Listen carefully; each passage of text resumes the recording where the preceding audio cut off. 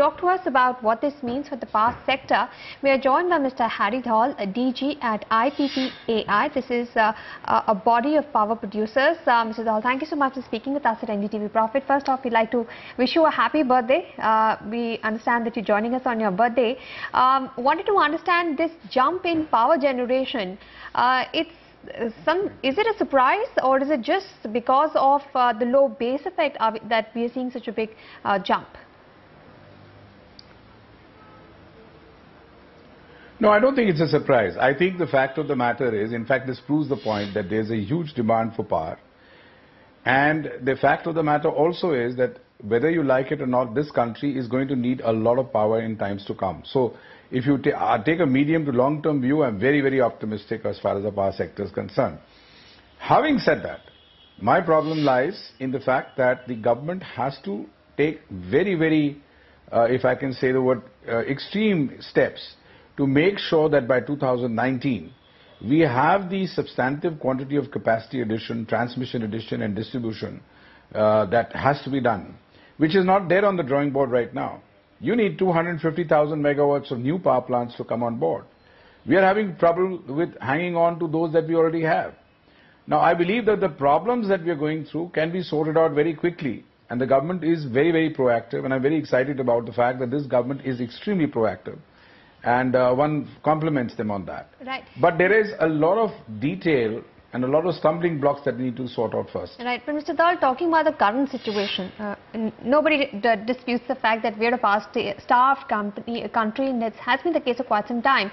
Now, in the month of November, how much has capacity utilization gone up, and why just November, for this entire year? Because what we understand is between April and September this year, we've seen 10,000 megawatts of additional capacity being added.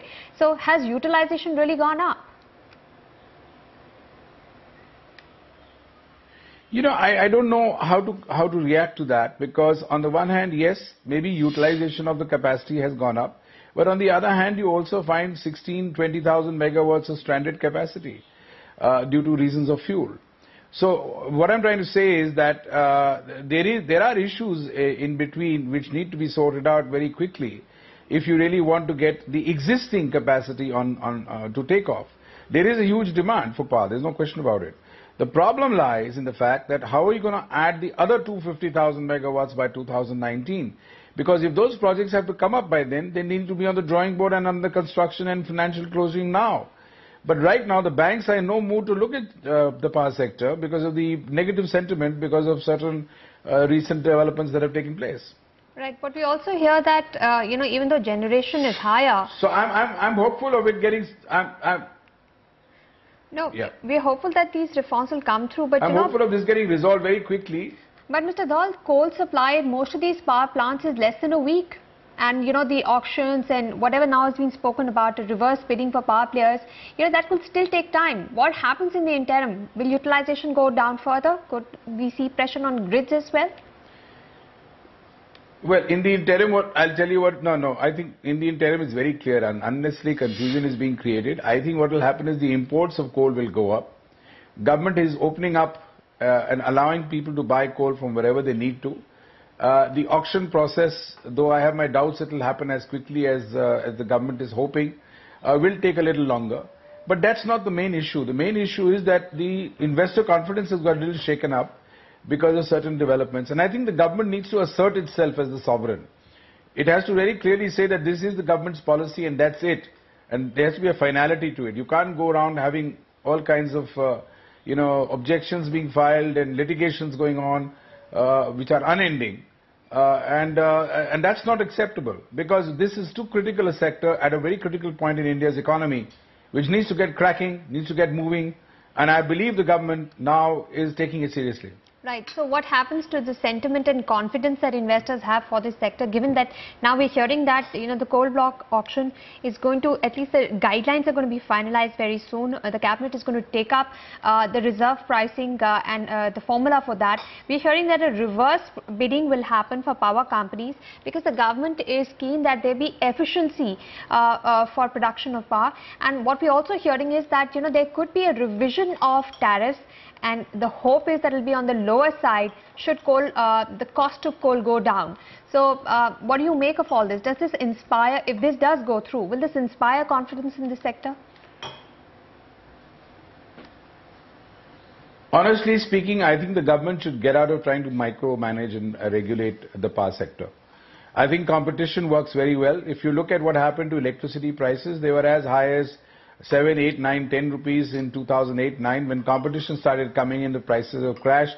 Today, no distribution company worth its name is willing to sign on long-term contracts because they're 7 to 8 rupees, whereas power is available at 2 and 3 rupees as we speak. So I think competition is the answer.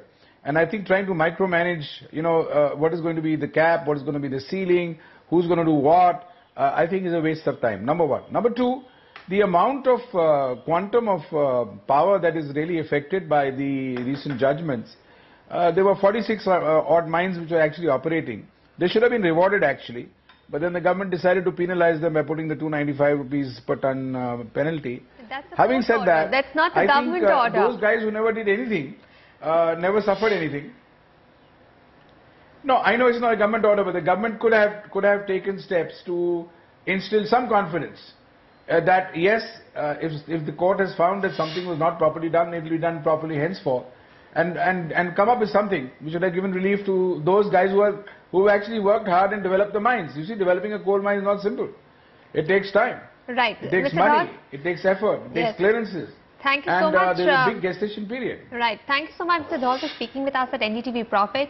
Once the reserve price is finalized, we'll touch base with you again to find out whether the government has done enough to, address some of these concerns of power companies. Thank you so much for joining us on NDTV Profit.